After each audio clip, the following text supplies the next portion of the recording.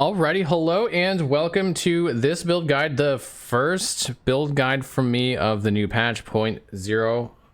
Wait, not point zero, 0.8.3. It's a good start. Yeah, it's always a good start in your build guide when you've messed up like within the first 5 seconds. All right, so this is a Warpath build, and it's a really fun one. It's very strong.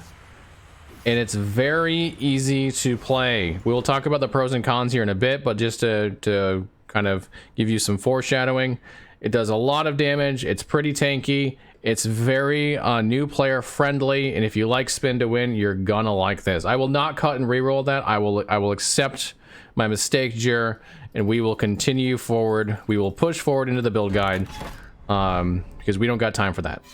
All right, so just to give you guys an idea of what you're looking at here, we're going to run an Echo. I'll show you how strong it is. This is, by the way, Empowered Monolith. It's at 160 corruption. It's not like super high corruption, but it's definitely not base corruption. We don't have many modifiers right now. We have a rare one here, and we'll add in the increased physical damage. And I'll just show you kind of how it works and just how strong it really is. This is a build for people who want to farm quickly, want to play something simple, just want to play something strong. It's also a good boss killer. It doesn't really have any downsides unless you like to press a lot of buttons. And if you like to press a lot of buttons, this might not be for you. I'm sorry to tell you. You might need something with more buttons on. This literally uses 2 buttons. There's 3 buttons on my bar. Only 2 of them actually do anything. One of them is going to cast on kill, so I don't have to do anything with it. I'm using Anomaly to increase my damage. Otherwise, I'm holding down Warpath. I'm not even left clicking. I'm holding down Warpath. And I'm moving between enemies, and I'm creating echoes, and those echoes are doing lots of damage because we're building up time rot stacks and doom stacks on the enemies, which are increasing my hit damage, and they're eventually just destroying things. They're really annihilating things, really. Yeah, there's just a very high damage build because you're not staying in place very much. You're not taking a whole lot of damage yourself, and it is tanky. We got let's see, 4100 armor right now. I'm gonna improve that. This build is not like finalized. I just wanted to get it out. And we're also running, we're running Wings of Argentus for 40% less damage taken while moving. And we're always moving because Warpath has a movement skill, so we have a lot of DR on this build. Okay, that's what it looks like. Like I said, it's a good boss killer as well. You do boss fights, the damage is pretty high. It's not like unbelievable, but it's definitely high enough to where you won't feel like you're weak in that regard. Okay, let's go through the pros and cons of this build. First pro, very new player friendly. Probably the most new player friendly build I've made. I've made several that are new player friendly. This one, like, it doesn't require a lot of skill to play it. It's very simple, and it doesn't actually require any gear, although at endgame you'll notice I'm using a lot of uniques. None of these uniques are required to play the build and play it at a high level. Like, the damage is still really good without them. There are also multiple variants of how you can play this build. It's like you don't have to play with Apathy's Mod. You don't have to play with Dark Stride. Don't have to play Siphon of Anguish. You don't even need this. This really just for corruption pushing and the empowered timelines. You do not need Shatter Chains. You don't need any of the uniques that are in this build. They're just ways of improving it or changing the playstyle in a way that's preferable to me at this time. And I'll cover that more in the gearing and the skills section. So if you want to play a new player-friendly build, this is definitely something that works for you. And I will cover also, when we're going through the skills, how to skill it when you are starting so that you get maximum sort of efficiency out of playing it early on. Another pro is very high damage, very high AoE, and things die just following you. Like, you don't even have to stop. You don't have to like focus on enemies. You can just run in a straight line. Your echoes come out. Things get blended. This is the blender build. It will blend. Will it blend? Yes. Yes. The answer is always yes. It will always blend. Everything will blend. So no problem there. Again, I mentioned it's got good DR. It's not like the highest DR in the game. You can definitely make a higher DR, a higher tankiness level of Warpath build than this. But for most people's purposes that want to do good damage and have high clear speed, this is going to be more than sufficient on the tankiness level. If you want to farm, this is a good farm build. I can't show it here, but we actually run 75%-ish movement speed constantly because we have the haste on hit, and because we're putting out echoes behind us, we're always hitting the enemies behind us, so it's almost 100% up speed on that, or uptime on the movement speed. So you're running at 75% movement speed, so it's a very high clear speed build. Let's see, are there any pros that I've missed? They're just like, they're pretty much all pros. Like, there are very few cons in this build currently. Let's talk about cons. Like I mentioned, it's a pretty simple build. If you want something that's a little more complicated, or just, you know, it has more for you to do, if you get bored easily with a build that doesn't have a lot of things for you to do, this is going to be kind of boring for you, because you literally just hold down right click and press W on tanky enemies, and that is all you do. You literally do not do anything else. You just run around, try to hit things with either yourself or your echoes, press W on tanky mob, rinse and repeat. So if that's something that you're worried about being too boring for you, it might be sure. It's so hard to come up with cons with this build, because it just does just about everything you want it to. I can see adjustments being made to the build. We'll talk about that in a minute. Like, as far as like dev side, I can't imagine that the intent is that you have a 2-button build that's as powerful. It just doesn't seem like EHG's general design goals. And so I could see some adjustments being made to try to counter that, which would be okay if they do it certain ways, because I actually wish I had more skills to use. They're just, the fact is, most skills are worse for the build than if you just didn't have them, because like they take you out of Warpath, or they cost mana, things that you want to avoid. So if there were some adjustments made that actually allowed me to use more skills, I'd be like, sweet. But for now, that's something to think about. Okay, let's talk about skill level. We kind of already talked about this, but let's just make it like direct. Your skill level is beginner level on this. You don't have to be good at the game. You don't have to even have played the game before. You can play Warpath pretty much out of the box. It's a level 2 skill, and I'll show you how to make it a 100% uptime Warpath very early, and then from there you just build into the whole build, and you don't have any uniques that are required. There's no gearing requirements for you as a new player. There's no skill requirements for as a new player. This is extremely new player friendly, so no worries there. As far as future patch considerations, like I mentioned, I don't think this is like fully by intent that you play with so few buttons, that you literally don't want 2 specializations, because you have nothing to do with them. There's just no value there. And so I can see adjustments being made to try to encourage you to have those 2. I don't know that those will nerf the build, though.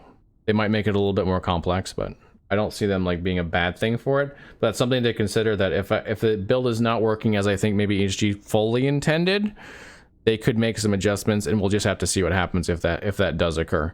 But for now, it's early in the patch. I don't know that this is going to be something they're going to address super early on. We'll have to see. I think it's probably pretty safe for a while. Okay, that's all of the intro type stuff out of the way.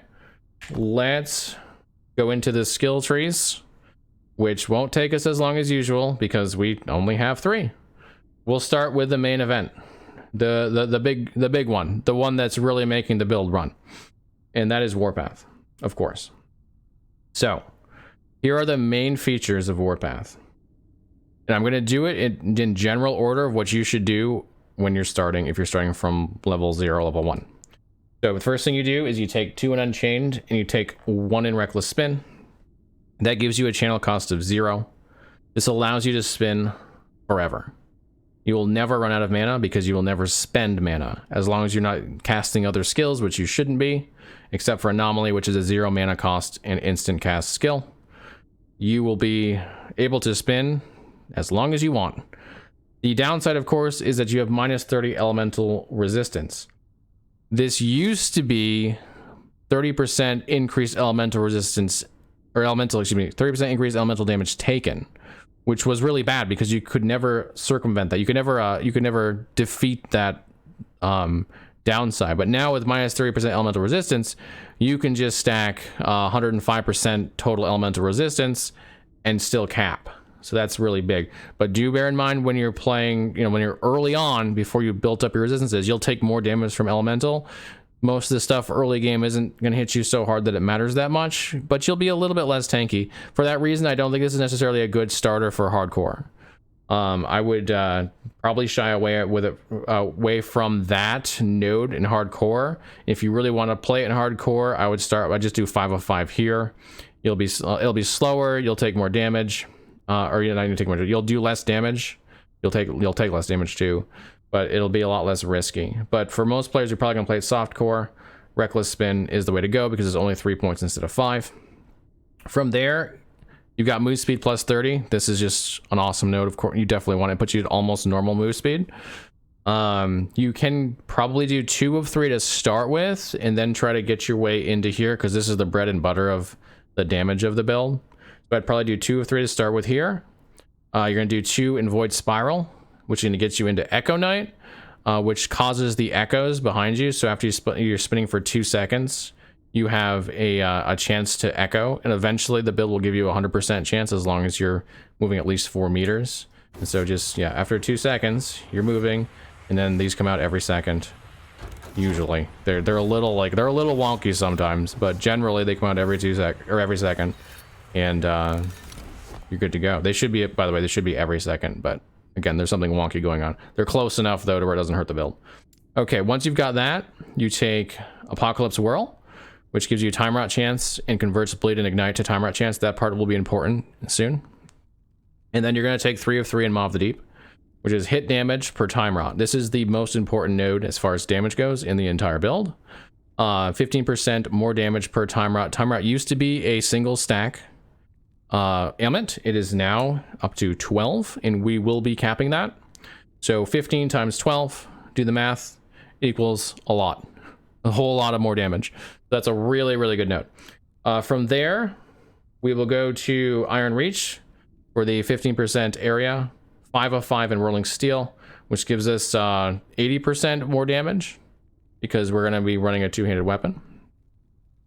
And I finished off with Battle Master's Blade. Now here I do want to talk about my gearing choice. So I went with Apathy's Mod, which is a Doom-based and melee Void-based weapon, and I did that for reasons that we'll talk about with Darkstride later, where I get to move faster, plus Apathy's Mod is a lot of damage. There are some variants here that you can do. If you want to go with a crit build, you can go down to Cyclone of War and take some points in a global base crit, which is a strong choice. That's going to perform really well as well. You could also go with the hammer that has plus 10 melee crit and go with like a stun plus crit build. If you do that, you wouldn't need this node at all. But these are some variant options you can choose that I think will perform just as well. So I just want to point them out as options for you. If you don't want to go Apathy's Maw, if you'd rather see the big yellow numbers, you go with the sword or you go with that hammer, and you can get 100% crit or close to it, and just make some changes in the gearing section to increase crit, and you'll be golden with that. But if you're going to go with the Apathy's Maw like I do, which makes you faster and also does really, really good damage, just make it like this. Okay, let's next talk about Anomaly, because it's the more important of the two. This one's kind of working in a way that maybe is not so obvious at the beginning. First thing you want to do is you want to take 4 in a mission, and you want to take 1 on borrowed time. This is to make an instant cast so that you don't lose your Warpath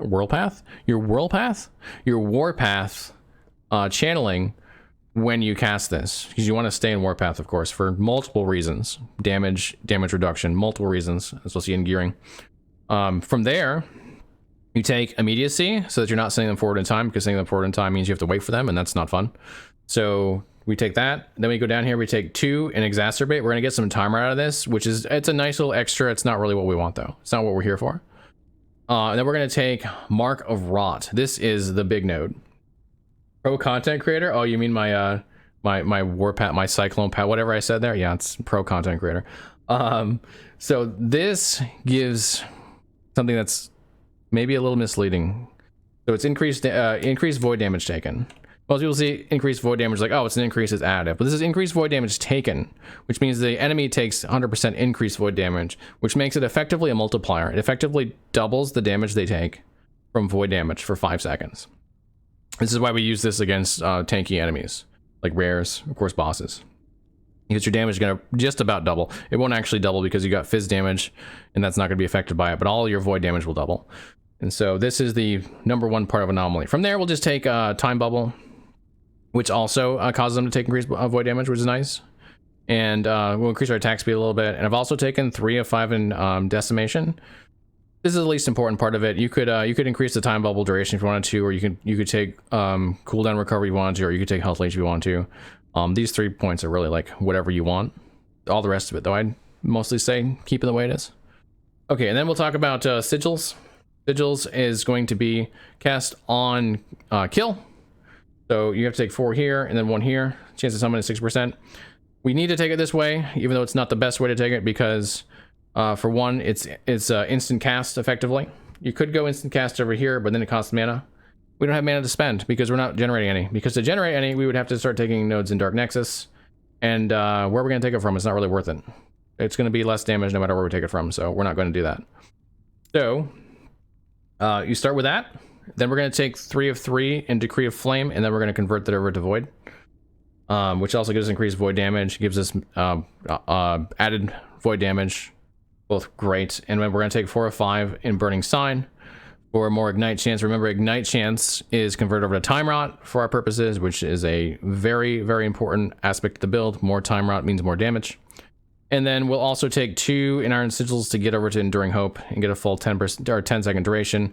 We're going to want that duration because this isn't exactly trustworthy. 6% chance of someone Sigil on kill. You might get a bunch of them real quick. You might not see them for a while. And so having maximum uptime is preferable. This will be, sometimes you'll have a 3 up, sometimes you'll have none up. There's not much you can do about it with a build. Fortunately, it doesn't matter that much. Like, this is an increase in damage, of course, but it's not like a massive increase in damage. And so when you don't have them all up, it's not a huge deal. But when you do, it's like a nice little bonus. The reality is, Sigils of Hope is the only thing else that I could fit into the build outside of the first 2. And it took us a while to figure out how to do it. It is better than not having it, but it's not like a huge deal if you don't. Okay, that's the 3 skills. That's literally all the skills that you will use in this build, ever. All right, let's talk about the passives. We're gonna take 20 points in Sentinel total. You're gonna take 5 of 5 in Overwhelm. You're gonna take 8 of 8 in Juggernaut, and 2 of 8 in Fearless. You could actually switch these out for these if you wanted to. If you want to get a little tankier, you could, but not a big deal either way. Then 5 of 5 in Armorclad for the armor and the damage taken from nearby enemies. Obviously, the minus 10% damage taken from nearby enemies is like a really good node that you should take pretty much whenever you play a Sentinel. Like, there's not really a good reason not to take that. Okay. Then we're going to take some Void Knight stuff and some Paladin stuff, and I'm going to do this the way that I think you should do it, like the order I think you should do it in. So Void Knight, what you're going to want to do is you're going to want to build all the way up into Avatar of Regret, taking all of your Echoing Strikes and all of your Time Legion, because that gives you 100% Echo Chance. So get that first. Once you've done that, and I'll cover all of these in a minute, but I just wanted you to see what direction I want you to go into. Take all those, go into Paladin, take 5 in Defiance for the elemental resistance, and then take 10 into Phoenix Strike for melee ignite chance. 120% melee ignite chance, which is converted over to Time Rot. This is actually a huge damage buff to the build. Once we switched this, I didn't do this immediately. I didn't do it for a while. But once I decided I want to go to Sigils, I'm like, actually, that's really good. Let's see how it performs. It performs incredibly well. You get your Time Rot stacks a lot faster, and you build up your damage a lot quicker. And it's way easier to maintain 12 stacks on the enemy. Okay, let's go through all these individually, what they're doing. So we've got, this is actually, I'm taking this last, by the way, Abyssal Endurance, Void Resist, Physical Resist, Health. It's just another way to get health. It's harder to get health the way I've made this build than most builds because I've got so many uniques. So that's why I've taken this node, but we're going to start working our way up with Temporal Corruption for the base damage. 6 of 6 in World Eater is a must because that leech is freaking amazing. And you're going to leech so hard in this build. It's going to be, it's awesome. It's just awesome. Void Blades for the melee void damage.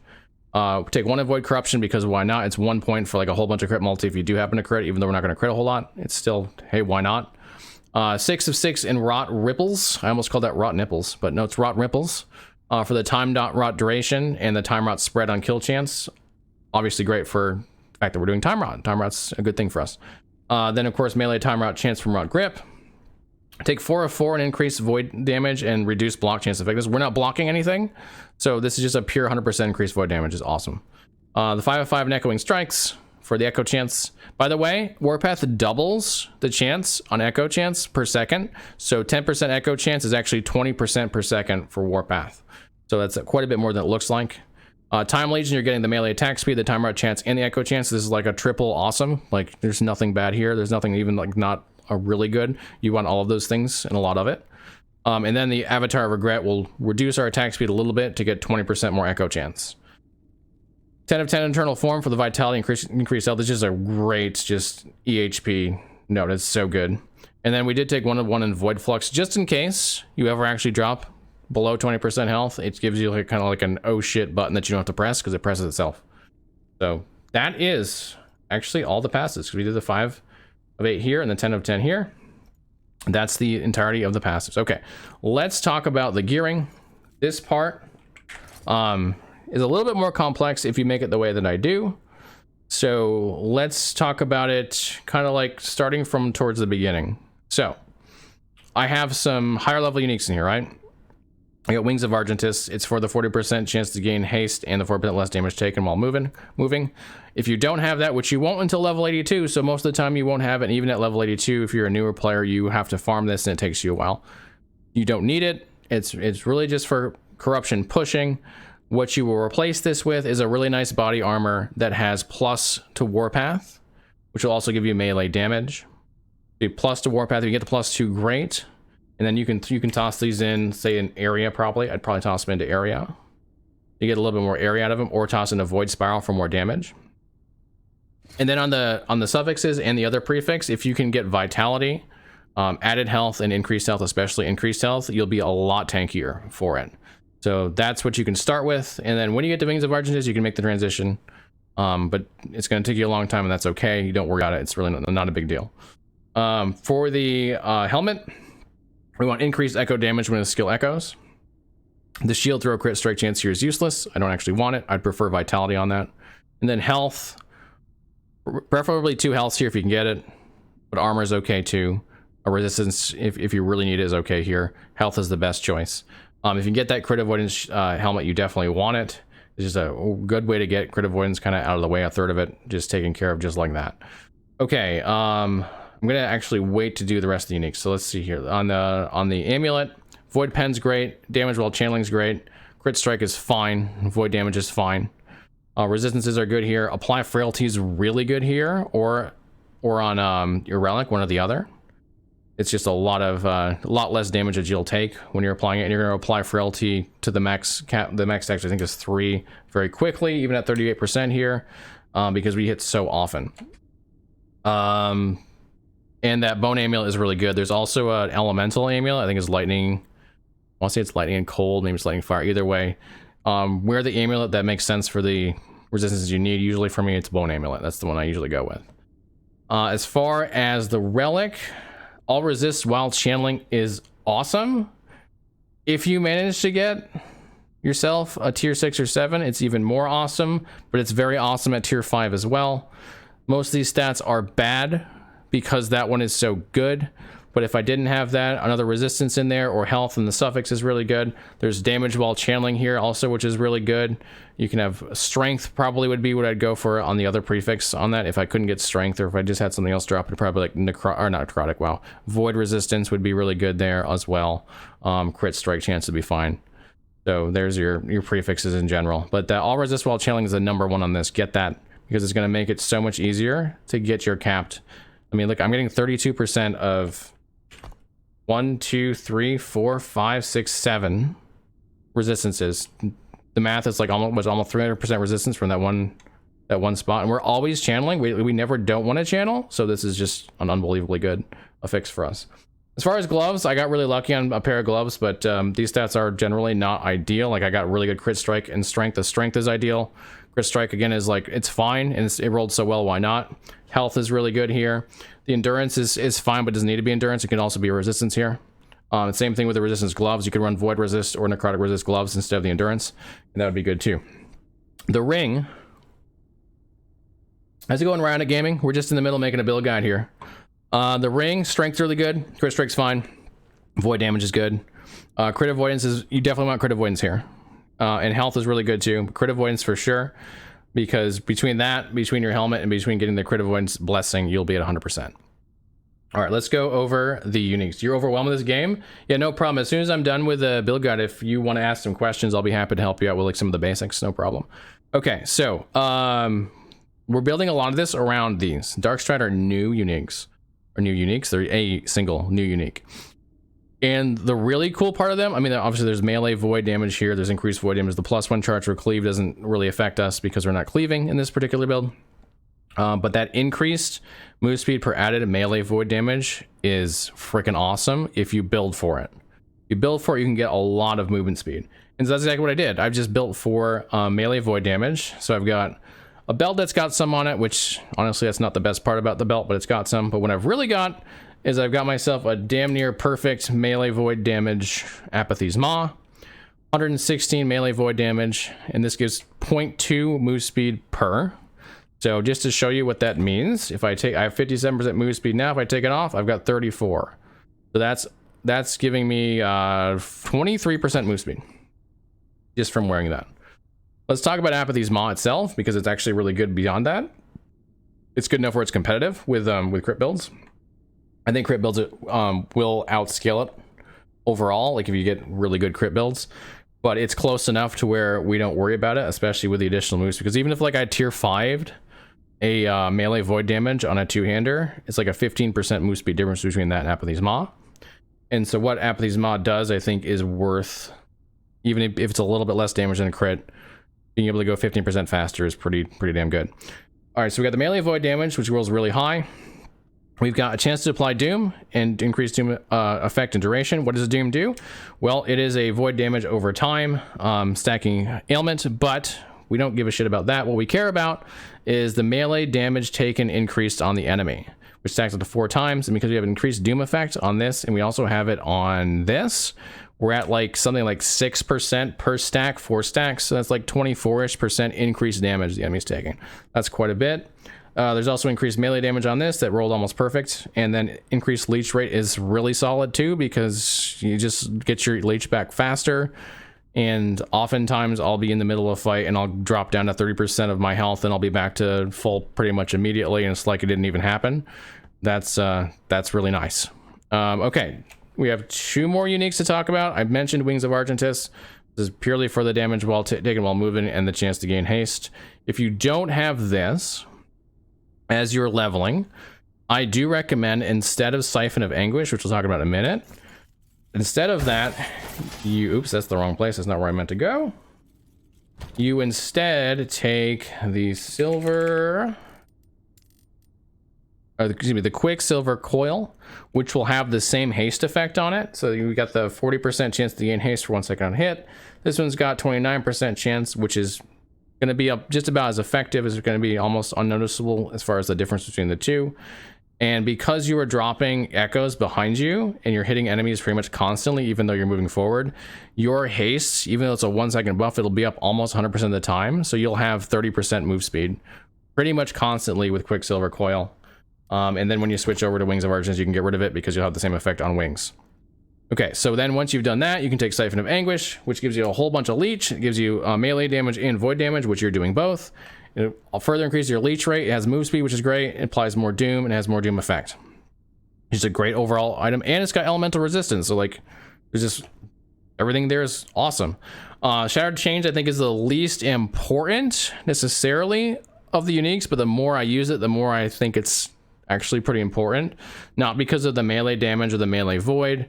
And this Cleansing Stun freeze is useless for this build because we don't get stunned and nothing really freezes. Like one thing freezes, I think, in the entire game.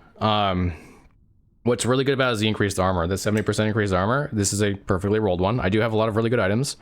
And this is one of them. That's just even the 50% would be great though. Like that's a ton of armor.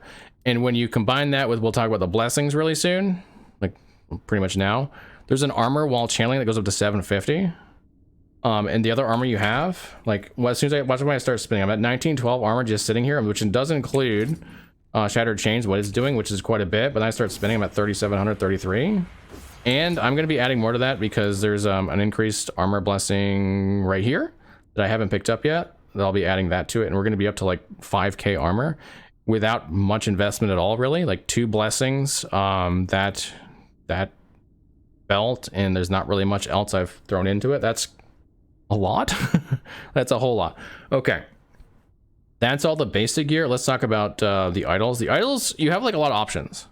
I like the adorned ones in particular because they have a lot of the When a Skill Echo stuff, and they have Shred. Shred's awesome. Shred armor. It's a great place to get it. Just as the suffixes, it also rolls on the huge one. So we have increased void damage here when a skill echoes. We have increased melee damage here when a skill echoes. Those are both really great. The melee is slightly better because it affects physical, but either way, it's really good. And then there's also increased echo damage when a skill echoes, I believe, is an option, and that'll affect your spinny boys for the whole 2 seconds that they're on it. So that's also really good. And if you get any of those, it's great. Try to get them with shred on the bottom. This one also has time route duration and shred armor, which are really great stats. So if you get any of those kind of stats, definitely run it. Some people want Warpath area too, which is fine if you want to have like a bigger Warpath. I think getting the damage is better personally, but if you want Warpath area, you can go with the Warpath area idols as well. It'll still be good damage. And then the rest of it I just round out with health and resistances. That's anywhere I've got room is where what I do with that. I put more health, more resistances. It's kind of hard to get rid of the health ones, but when you get really good idols, it's nice. Okay, let's talk about the blessings. I think that's the last thing we got to go over. So don't care about that one. This blessing right here, I want to switch this to shred void, but increased void damage is good too. You can go with increased void damage. The shred void will be much better. Definitely recommend that one if you can get it. I've gone with lightning resistance with Lagon. That's probably the best one for a lot of people. If you have lightning resist somewhere in your build, you just don't need it, go with the increased stun chance. It's actually really good. Like, stun is so underrated in this game, it's crazy. Take the increased stun chance, you'll stun a lot more. It'll be really solid. But if you need lightning resist, take it here. As far as the dragon, crit avoidance here is probably the best one, but this melee damage leeches health is really hard to say no to. Either one of those I think you're really good with. I, by the way, I am not crit capped currently. I'm at like 85%. If you're running soft core monolith, I think that's perfectly fine. Because if you do randomly die every once in a while, it's not a big deal. But if you really just don't want to get crit, do the crit avoidance here. Let's see. We also have, this one's going to be changing for me. This is currently physical resistance. To make this one increased armor. There's a really high level increased armor there. Let me that one up. I want to show that. It was, what's that? Last Ruin. That is Age of Winter. So Age of Winter. Increased armor, that's the 90. Set up to 70% increased armor. That's effectively another one of those unique belts. Like, you're wearing 2 of them if you have that on. Like, this goes to the 70%, so does that. It's an insane amount of armor. It's crazy. And when you're running this, which I definitely recommend here, 741 armor up to 750 armor while channeling, and now you're multiplying that by 270% armors. Like, you're just getting so much armor from this blessing. Like, 2 blessings in a unique. You become so tanky along with Wings of Ardences is crazy. All right, that's all the blessings. I think that's all the gearing. Cool. All right. Rotation. Let's do the rotation. That's the section of my guides. Hold down right click if that's where your Warpath is. Hold it down. Keep it held down and go in the direction you want to go into. Then you come across an enemy that's kind of tanky. You hover over him and you press W to do Anomaly, and then you hit him. And then you move on, and then you keep doing that, and that's your rotation. If you want to play an easy build, it doesn't get any easier. I guess it technically does. There could be a build that you don't have to press W. That would be easier, and you could technically do that. Like, you don't have to have Anomaly, but that's about as easy as it could get. All right, I think that's everything on the build guide. Thank you so much for watching. I hope you really enjoyed the build. It's been a ton of fun for me. I think Warpath is in such a good state now in comparison to last patch. I've got 2 more probably Warpath build guides I'm going to be making the next week or so. So be on the lookout for those if you want to. If you like Warpath, but you're like, that one's not quite what I want, maybe want something more complex or something that's like fire-based, something like that. Be on the lookout for other Warpath build guides because I'm going to be making them real soon. All right, I hope you enjoy your time on Last Epoch as much as I do. By the way, if you want to watch me make these builds on stream, I do them all on stream, and I stream about 6 days a week, and I'm happy to answer any questions you might have. You want to come join our community, love to have you. Also have a Discord if you want to ask questions there, or just chill with some people that love to play Last Epoch. Love to have you there too. Thanks again for watching. Enjoy your time on Last Epoch, and I'll see you all again real soon.